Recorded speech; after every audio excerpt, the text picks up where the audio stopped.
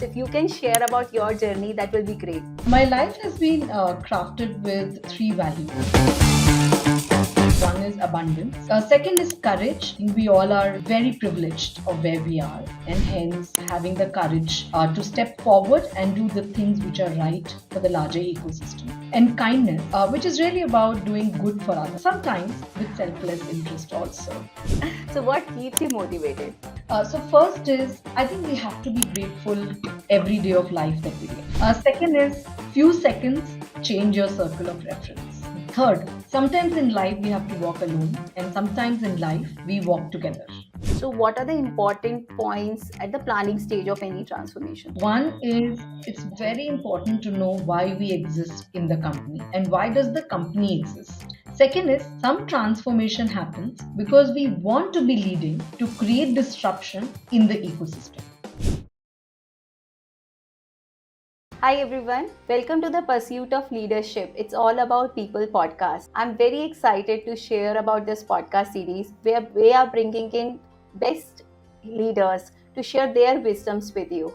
We have all been there. We have also got feedback about our softer aspects of our life. So this series, all our leaders will help us in understanding how do we really thrive in this world? How do we thrive with the best practices? And today we have Sonal Jain with us. Sonal Jain, she is the Chief Global HR Officer of EPL Limited. EPL Limited is one of the best in the industry for the packaging tubes. She has won numerous awards in 2024. In so many awards she has got: Inspirational Women Leaders by Transformance Forum, Dr. Tarika Shankar Award for Excellence 2024, Top 10 Best Women CHRO by Women Entrepreneurs Magazine 2024, Most Iconic HR Leaders 2024 by World HRD Congress. She has more than 20 years of experience. She is also a member of CII National Committee of Leadership and the Forbes Council 2024. I'm really very excited to welcome you on board with us, Sonal. You have such a great profile and we are so eager to learn from you. Thank you so much. So Sonal, you have led so many transformations throughout. So today my topic of interest with you is discussion about transformation and what is in for both leaders as well as employees, how they can really manage transformation. So we'll be picking up certain questions with you. Before that, we want to understand Sonal about you. What's real you? You have been so successful. So if you can share about your journey, that will be great. Thank you so much, Nidhi, and it's a true pleasure to be here, and I'm really humbled to be a part of your podcast series. I think you've been doing it so passionately, so thank you for having me here. So, my life has been crafted with three values. One is abundance, which is really around, there is a lot of possibility around us. Second is courage. I think we all are very privileged of where we are, and hence having the courage to step forward and do the things which are right for the larger ecosystem.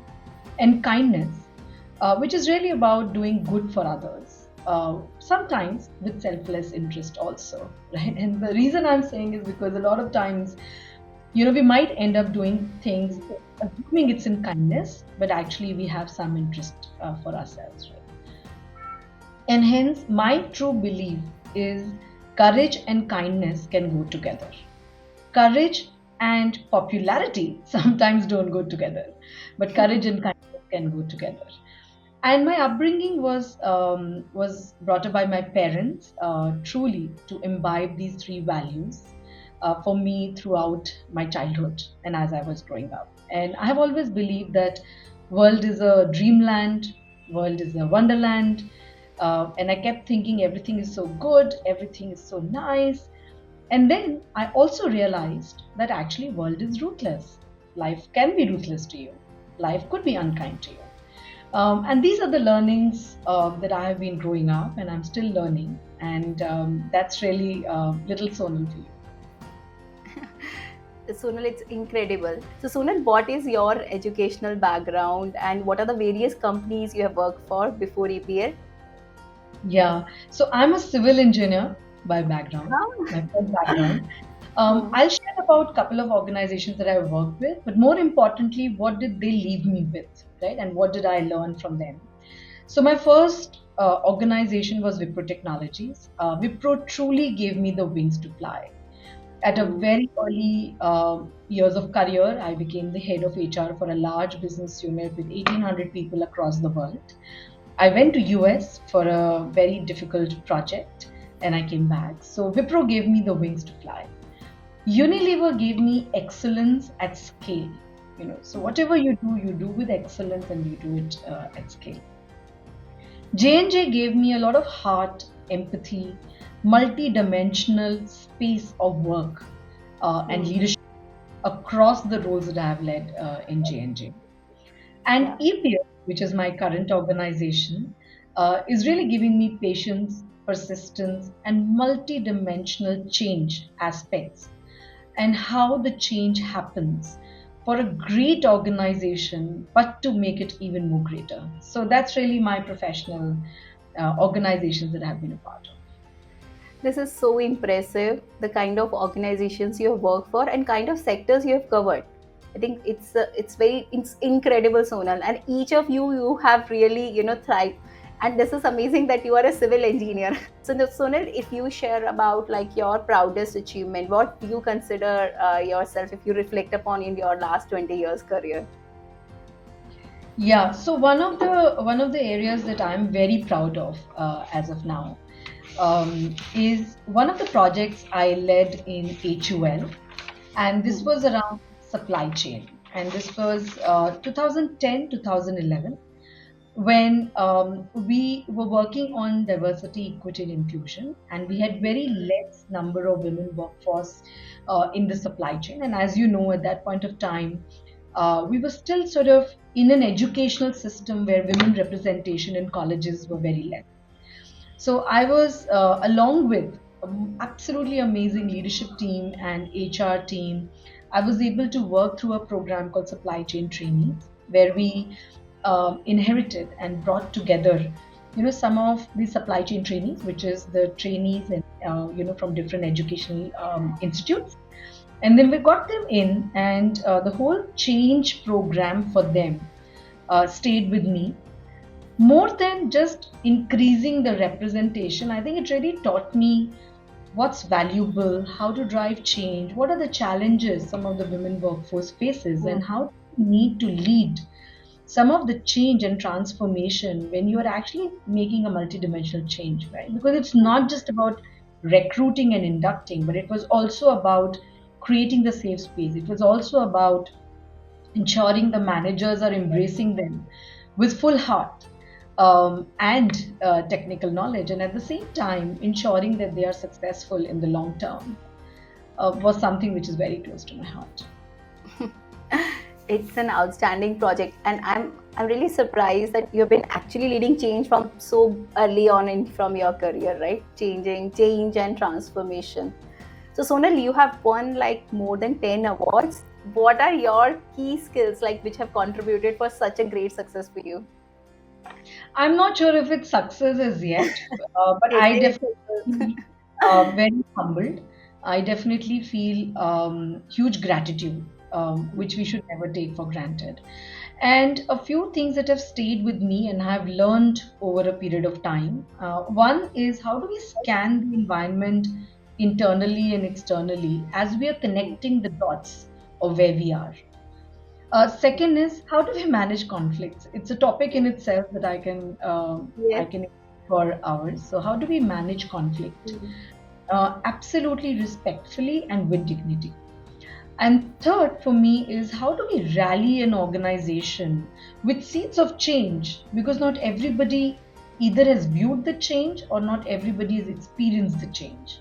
So, how are we Mm. able to rally the organization and a larger ecosystem towards change and then staying true to it? So, I think these are the three things I'll call out that have stayed with me for very long. Sonal, that's actually great. And the point which you mentioned on conflict management, right? It's can be a differentiator, and especially when you're rising up in your career on who is successful or who is not so successful. So what keeps you motivated? So maybe I'll share a live incident Yes. with you, if that's okay. And Yeah, what did absolutely.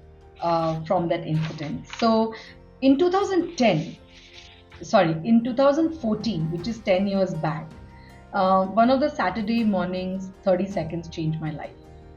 And what happened at that time is I had a massive brain stroke. I had my entire left side of the brain with multiple clots, and those 30 seconds really took life away from a lot of aspects and a lot of dimensions. And I think that the journey of recovery, journey of healing, and journey of how do you bring yourself back when that happens is something that I have learned from. And if you're okay, I'm happy to share some of my 10 very simple nuggets that I follow quite a bit Yeah, in sure, my. Sunil. And I'm sure it must be like very devastating or very serious experience Yeah, for you. Please do share how you have actually come out of that. It will be a lesson which all of us can follow. Yeah. yeah. So I think few lessons that I learned because it was the time that I was not allowed to do anything, and just like a glass wall in the hospital and a few drops of rain became part of the life. And a few areas that really triggered my learning was I read Bhagavad Gita a couple of times, and couple of my realizations because I had nothing else to do, so I could only think. So first is I think we have to be grateful every day of life that we live. Hmm. Sometimes we take it for granted. So be grateful for every day that I live. Hmm. Second is few seconds change your circle of reference. Just Hmm. 30 seconds before, I was trying to wonder, oh my God, my circle of reference is my office, my colleagues, my projects. And 30 seconds later, my circle of reference were the patients in the Hmm. hospital. So your circle of reference changes. Third, sometimes we are trying to find out in life the whys and the whys not, right? Hmm. Why did this happen to me? I should not have gone through this. But one of the doctors mentioned to me that it's destiny, and we just accept Hmm. what happened to us. So, too many questions, too many answers, nothing helps. So, that's the third one. The fourth is sometimes in life we have to walk alone, and sometimes in life we walk together. People Hmm. make their choices who want to walk with you together and who doesn't want to walk with you together. Yeah. I felt very bad for a couple of people saying, "Oh my God, I've gone through this, but they've never come back, and they didn't ask me." And I think it was just so simple. They choose to help you, either you choose not to help you. So Hmm. that's one that really stayed with me through my life. And we all make choices, and I think we must make our choices. We cannot hold others accountable for the choices that they make. Yeah. The next is really value of my dreams, what I want to do, what I want to conquer, what I want to live through. And I think there should never be a time where I end up saying, "Oh my God, I did not try. Oh my God, I should have done this." So I really value what I'm passionate about. Next is around empathy and compassion.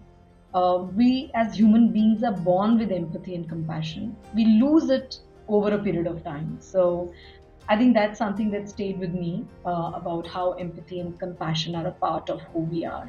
Hmm. Authenticity. There are multiple conversations around authenticity, and I will just say authenticity when you are clear on what does it mean for yourself, then there are trade-offs that come with it, and you live with the trade-offs, and you Yeah. should be okay, right? One side we can't say I want to be authentic in my values, and then you say, oh, but you know what, I can't live with the trade-offs. So I think both are Hmm. important. Pause and look around. There are a lot of people who are in need of help.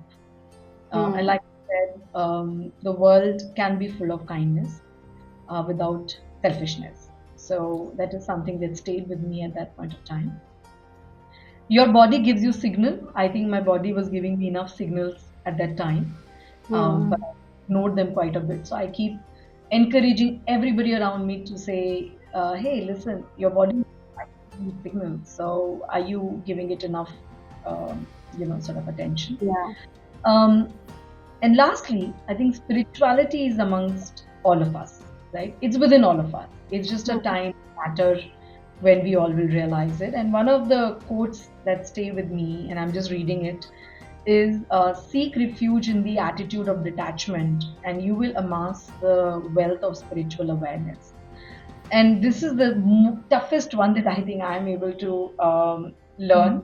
I'm still on my learning path, because getting attached to the work, getting attached to people, getting attached to the outcomes, sometimes really sways us. Or why are we trying to do certain things that we want to do? Those are just my learnings, and I think that really gave me a lot of learning than anything else. Sonal, thanks so much for sharing. I mean, I'm so moved and deeply touched with this. I mean, what you would have gone through that circumstance and how you have come out so nicely because, like, I can't remember in so many years, I've always seen you smiling, helping others, and you have gone through that in the past and you have shared so great learnings. And that's a message to everyone who is viewing this. See, there could be tough situations, but as Sonal has shared, some of these learnings can help us in staying motivated and doing good. So thank you so much, Sonal, for sharing it. Sonal, on this note, I would, like to go into the second section. But before that, what are you passionate about? So I'm very passionate about equality and micro inclusions, and I feel we all we all are not born equal, Hmm. but we all are born equal, right? So we are privileged in whichever way we are, wherever we are in the world, and hence it's just our responsibility Hmm. to build equality in as many forms and manner as we can in this world. We have no choice. I don't even think we have a choice of not building this. So I'm very passionate on this topic. Yeah, this is great. And this entire series of podcasts and you giving us time to share your learnings, this itself will help so many people to learn from your experiences. And this will also bring in us closer to, contribute towards equality. Because if people do not have that exposure so far, we will be learning from your experiences with great organizations. Sonal. Sure. So, Sonal, on this note, we want to learn from you about transformation. See, transformation is so, I mean, every second organization जिनसे मैं बात करती हूँ, they are into either any form of transformation. Either it could be process, or it could be tech, or it's a multiplication of both. या people transformation, or change हो रहा है. Huge amount of transformation is happening across. And also with the AI, this is like the norm of the day. Now it has implication for people, right? People across, either at leadership level or people who are at any level in the organization. So next few questions are there to tap into your expertise and experiences to learn from you how do we navigate through this entire transformation as we are in, or as everyone will be in different stages, right? Some could be in the stage of planning of any transformation, some could be already in the implementation stage, or some are already affected, in terms of the impact of it. So in each of those three stages, I'll ask you some questions and learn from you. तो सोनल, आपके लिए leaders के लिए आप what would be your advice कि whenever they are planning, how do they ensure कि अच्छे से communicate हो objective of transformation as well as why we are doing and what are the affected parties. So what are the important points at the planning stage of any transformation? Sure. So, a few experiences, Nidhi. One is it's very important to know why we exist in the company and why does the company exist? Who are Hmm. we serving? Because every single company in the world exists because there is a customer or a consumer to serve. Hmm. And hence, staying very true to what is the purpose of existence for ourselves in that company and that company, to me, is the foundation where culture evolves. And Yeah. culture is all about where people feel they belong, they come Hmm. together to serve a common purpose, right? And they do it in different variety and manner. Hmm. Second is some transformation happens because we have been lagging due to certain changes in our ecosystem, and some because we want to be leading to create disruption in the ecosystem. Hmm. So when we are trying to create disruption, there's huge amount of positivity, and we want to do different things, and we want to do it fast. When we are lagging, then also we want to do it fast, but there is a lot of stress because others have done it, we have not done it. So it's Hmm. important to understand where are we and why. Because Hmm. somebody have made a choice of not doing it till now, and others have done it, right? So Hmm. what is the reason of us getting to that stage? Third, I would say is everybody emotionally aligned and committed to the change?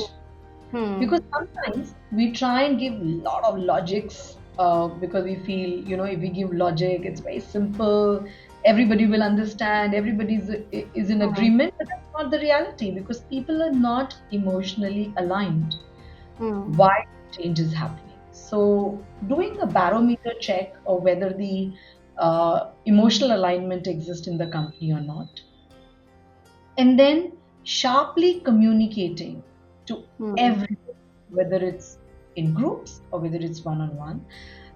And face it, because the leaders have no choice than to stand in the front and face it to say, we are going to make this change.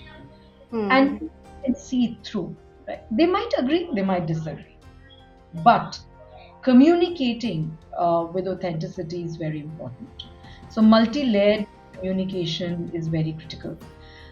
And finally, at the planning stage itself, defining the large leap that people would want to make, and at the same time, defining the small little milestone that the organization will achieve is also important. So while it could be about, everything is around, our customers are changing, our technology is changing, our competition is changing. I think any meeting room you go, you have a similar conversation. But there could be small changes next week. There could be small changes in 6 months that are required to be made. And calling that out, articulating it, being clear about it is very important. And giving confidence to people that if it works, great. If it doesn't work, we have the resilience to come back and we Yeah. have the resilience to hold the organization. Hmm. And that's what will build the emotional commitment of the larger organization. Yeah, great. Thanks for sharing. I think the one of the biggest takeaway for me is be comfortable in sharing with honesty. I think that's something, and providing that support. Those two become super crucial, as you also shared, Sonal. Like otherwise, people will always have this concern, like if you're hiding something or if management is not transparent. So Yeah, that is I think the point which you mentioned about communicate with transparency, honesty, and be sure that yes, you will come back if something goes wrong. So absolutely, great, great answer. And this is a lesson, or so everyone should remember that communication is a strong part for entire planning stage, and yeah. communicate as early as it is possible by you. Right? Is there any stage of communication you recommend, or it is like different for different organizations? At what stage they should tell the employees?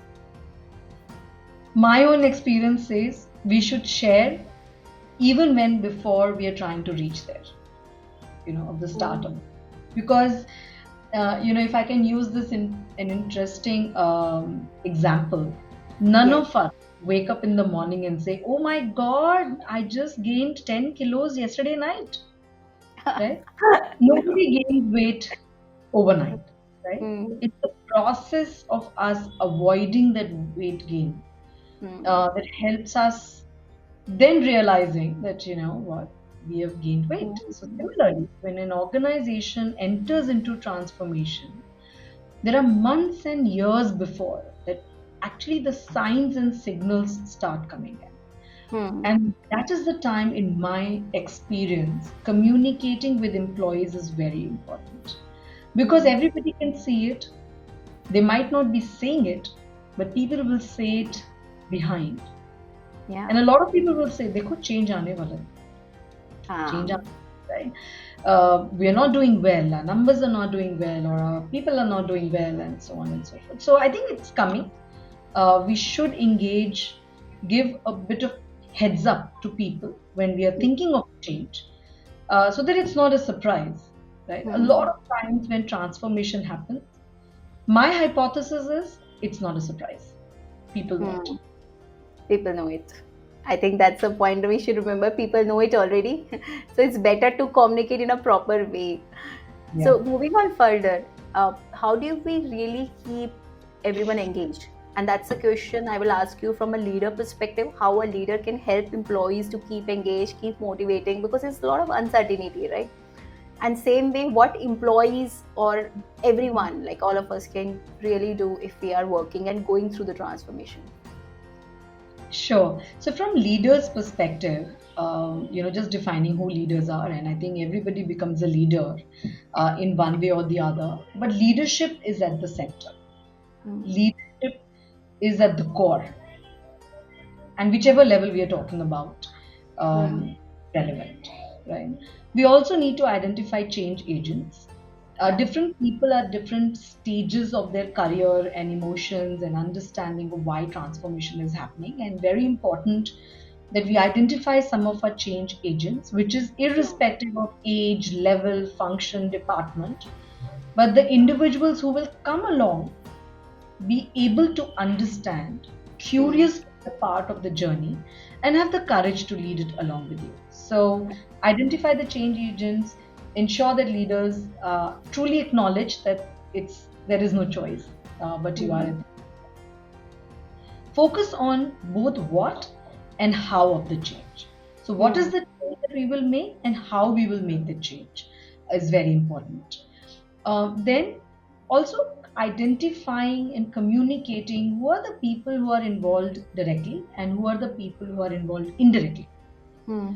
Because there could be 10 people who are getting impacted, but there could be 50 others who love them so deeply that they feel really devastated when a change like this happens. Right? So everybody sort of gets impacted. Sometimes the communities get impacted because if you're shutting down a plant, you're shutting down an office, there could be sort of people around in the community might get impacted, and maybe we don't even think about it sometimes, saying who are the people who are getting impacted. Hmm. Third is, what does success look like at the end of the transformation? When will we say that it flourished, Yeah. when it was really good? How do Hmm. we nurture organization and people through this transformation? And sometimes, and many times, we might not have every answer to the end destination, right? Because it would be, if we do this, then this is the change. If we do this, this is the outcome. And then finally, how do we organize ourselves in how the customers will be served and what are the capabilities we will build? Because Hmm. when a transformation is happening, it's not just about people reduction. I heard two phrases in my career. Once upon a time, we used to say, do more with less. And Hmm. recently, I heard, do less with less. I'm not sure if the world is changing, but both can be, right? So, Hmm. what does it mean? And one of my experiences in one of my companies was about while it did not have people reduction, but it had clear changes on how did we organize ourselves, where will Hmm. the capabilities come from, and who are the people who would lead those capability changes in the organization, again in the service of the customer or consumer. Hmm. Will not make the change unless it serves someone, Hmm. right? And defining that someone is very critical. So I think that's really around leadership on making the changes. Great. If I just take it further for an employee perspective, how does one keep himself motivated or be ready for upskilling? Like if an employee is going through the transformation. Sure. So four things that I believe is very critical. One is capability, which is Hmm. the skill of the individual. Second is capacity, which is the mindset of change. Third is community, which is who do we feel that we belong to. And Hmm. fourth is courage. And while the organization should assess itself on these four pillars, the individuals should also assess themselves on these four Hmm. pillars. Because sometimes there is a capability gap, right? We Hmm. agree, don't agree, doesn't matter. Why and why not beyond a point don't matter. Hmm. So sometimes it could be just the capability. Sometimes it could also be capacity, which is that I don't want to change. Hmm. Sometimes it could be just about, hey, this is not the company I joined. These are not the people I work with. And hence I don't feel belongingness, right? Sometimes Hmm. new leadership comes in an organization and people feel that because it's a new leadership, the change is happening, right? Hmm. So what do you belong to? What's the belongingness, which is the community. And fourth is the courage, which means every single person needs to build courage, while the organization needs to build a courage to move. And until all four of them come together, it could be in different degrees. Um, I think sometimes change can falter, and these four will help us go into a deeper level of where we stand and what do we need to do to make the change. Right? So that's one part of it. Second part of it is it's very important to understand what are the roadblocks because of which we have reached here, right? And if you remember, we spoke about leading and lagging. So, in a leading change, the roadblock usually is the unmet need of a customer, right? Unmet need of a consumer. And that's why we reached in a certain place. In a lagging change, it is because sometimes we are not ready to change. And that's the roadblock because we don't have the capability to change. Right? Maybe we don't have the mindset to change. We don't want to change. We are wanting to say, hey, we want to change, but we don't want to change. So it's important to understand what is the roadblock that's coming in our way. And then ensuring that we are able to build the journey from there. So that's really in my mind that's coming around how do we prepare individuals and the organization for change at large. Sonal, this is an incredible framework which you have given, right? Your capability, looking into yourself, like whether you have capacity, and the other tools which you mentioned. It's like it's incredible way to judge ourselves how much ready we are, and then building the or bridging the gap that can help us as an employee or as an organization both ways to move forward and to upskill ourselves into that particular area. So this is a great framework, and thank you so much for sharing that. There is also one more aspect for it, which is about mental well-being. So one is about having a technical know-how and building up that gap, but it's also about during the uncertainty we can have an emotional impact and employees can affect it. How can, as a manager or as a leaders, we can help our teams to go through that emotional up down into that journey.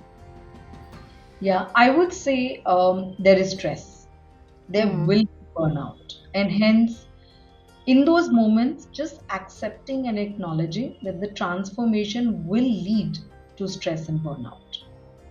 Hmm. At that point of time, if we share big things and we want everybody to be energized, it's not possible.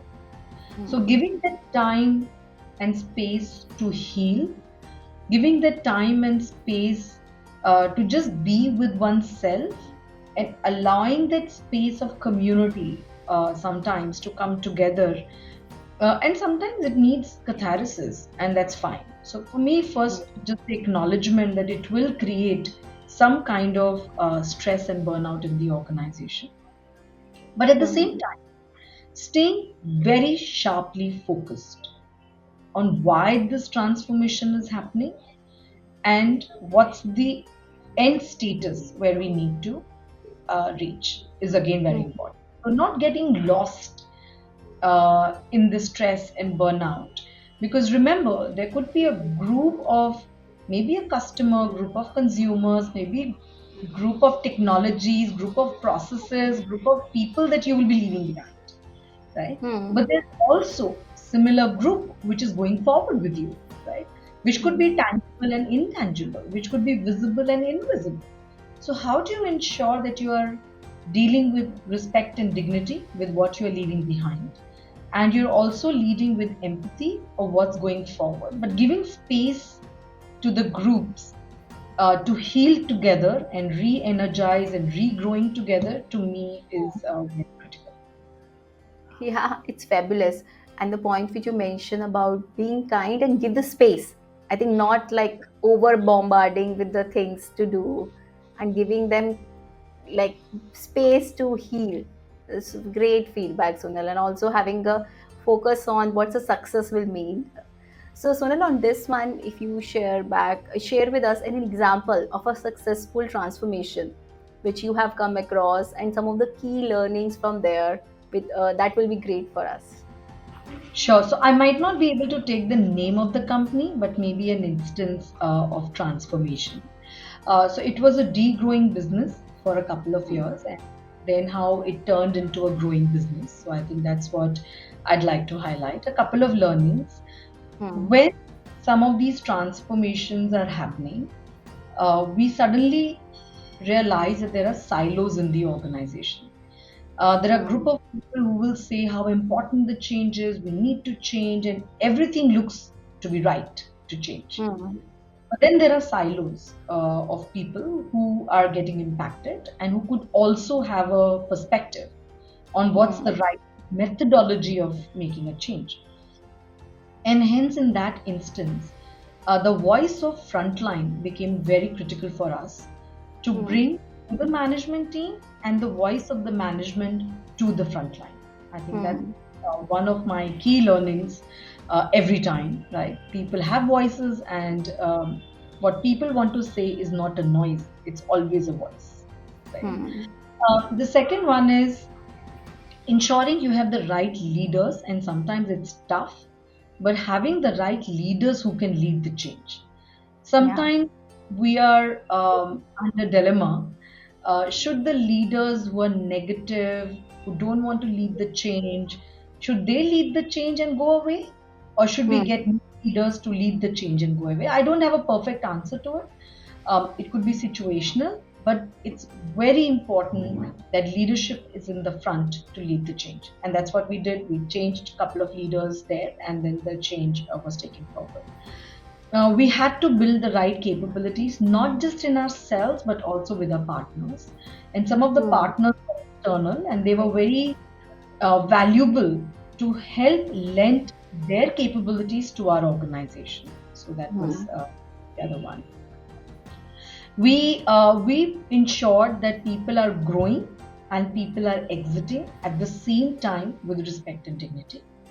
And it's Hmm. important because some people would say, "Hey, you have started hiring, but I have lost my job. So was I Hmm. not relevant to the organization?" So you have to deal with both. These are like paradoxes. So we have to deal with both. And at the same time, I'm very humble that even at that time, we ensured that diversity, equity, and inclusion, mental health, and well being were all at the center. So we did not let that go, and we did not say, now let's park everything for 2 years, let the change happen, and then we will come back to important subjects. I Hmm. think we were solving together, we were communicating together, we were taking the step forward together, and we were pausing together to say and realize that are we going in the right direction. And that's one change and transformation that I'm very proud of. Yeah, and Sonal, I really like the example. So thanks for sharing some of those best practices which makes a transformation successful, and not forgetting the overall social impact which we create out of this. And now, if I ask you if there is any failure story if you have seen or you have come across in your career, and are there learnings to take away?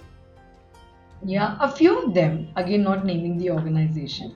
One is I felt as a leadership team, we were all scattered, and Hmm. we were not aligned with the change and transformation that we were trying to bring in. So that's one. Second is the experience that we want to create through this journey. And I go back to kindness versus popularity Hmm. was great, and the agreement between different leadership team members were Hmm. different. So I think that was one thing which I felt now we could have actually aligned much better. Hmm. We were also not building enough accountability of the Hmm. change because everybody has a role to play, but being accountable of what that change success would look like, uh, we were a little scattered. Hmm. And I also felt that we have multiple stakeholders that we have not thought about. Sometimes the stakeholders could be just the external stakeholders. And Yeah. hence ensuring that all stakeholders are aligned is Hmm. very important. I think we did miss the bus in a couple of instances. So yeah, that's my learning of a Yeah, transformation that could be done better. cute. And absolutely, some of those learnings now when we say it looks so simple, but when we are so engrossed, you can miss it. Like Yeah, not considering all the stakeholders or not having an aligned vision, or the point which you shared about being popular versus kind. So all of these learnings will really help. I think that's a message to all of us, whoever is involved in different stages. Like consider the implication from all the angles. So that will help us in managing the transitions better. So that's great. Thank you so much. And I have another question, which is, taking from a execution during the execution stages, right? And for leaders, then there will be managers, and then there are people who are, again, they have teams under them. So how can leaders or equip these teams, or the line manager, the senior manager, they can equip downward management, so that everyone in the entire chain, they are well aligned. How do we ensure that well aligned to stay starting from a planning phase till actually the execution phase of the yeah, transformation? yeah. I have a huge heart for managers because I believe managers are almost like the heart and the center of the organization. And Yeah. sometimes we don't pay enough attention to the Hmm. managers Hmm. um, who are getting a lot of instructions from the leaders, but then they themselves are going through so many changes, and remind ourselves that many of the managers would themselves be impacted, right? Hmm. So some managers are communicating, some managers are experiencing, some managers are holding each other. So I think managers are very critical to take along. Few areas in my experience is sharing a full picture with them. Hmm. And if we can't share the full picture in the story, it's important to let them know that this is what we can share with you. It Hmm. gives confidence, it builds trust, and then they know something else is coming. And sometimes you're not able to share everything, right? Because Hmm. you could be a publicly listed company, you could be a multi geography company, you could also be a company which is governed by different laws of the land. But being really upfront and saying, this is what I can tell you right now. But if right now, what I'm telling you everything, right? Yeah. That's one. Second is what's expected of them. Being absolutely clear on what's expected of them. Do we want them to brainstorm whether the change is important or not? Because I'm Hmm. assuming they've already been involved. Or they need to know that the change decision is made. And Hmm. hence, the role is to really take the change forward, but helping them to understand why the change decision has been taken. And sometimes the decision is taken at a very high level, but also remember, I said in the previous one of your beautiful questions that nobody gains weight overnight, right? So it Hmm. takes time, and by the time the transformation happens, broadly everybody is aware. Yeah. Also, letting them know what's in their control and what's not in their control, right? Hmm. And hence, what's in their control, how do you lead it? And finally, how do we walk the path together? It's not going to be easy. Some parts of the organization, system, process, technology, people will be left behind, and some Hmm. parts taken forward. And it's almost you have to grow the new part sort of, fresh. You have to grow it together, you have to build it together.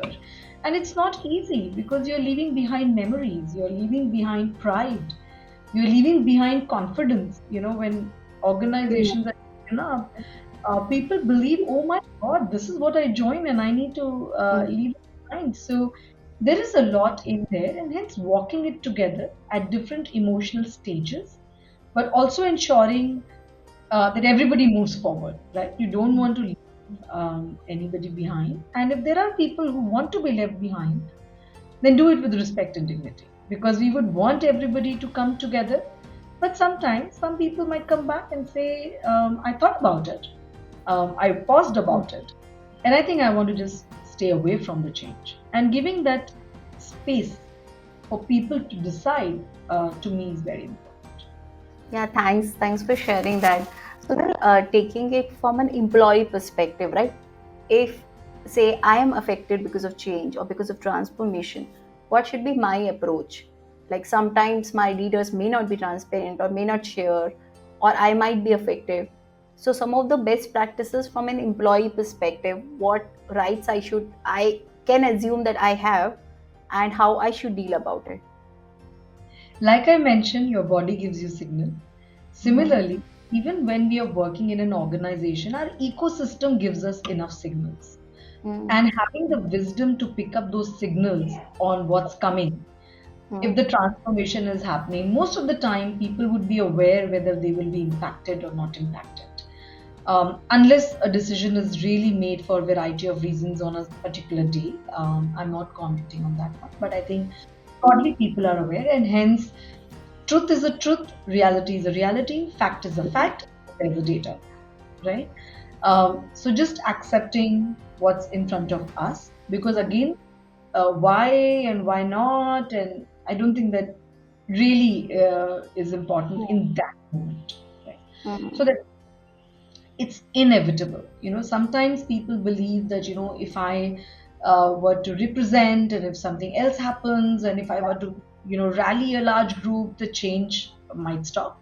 But mostly, broadly, my experience is when the change happens, there is enough background work that has happened in the Mm. leadership team with stakeholders that the change is inevitable, Yeah. right? It also helps us reflect, and I say this sentence in all with all due respect, that if we don't change in time, we will be changed by someone else. Mm. So it's important again to go back and reflect, and it is an important reflection on why the changes happen. Sometimes it's not under our control, sometimes it's under our control. Mm. So really segregating the two, what's because it was under my control or what's not in my control.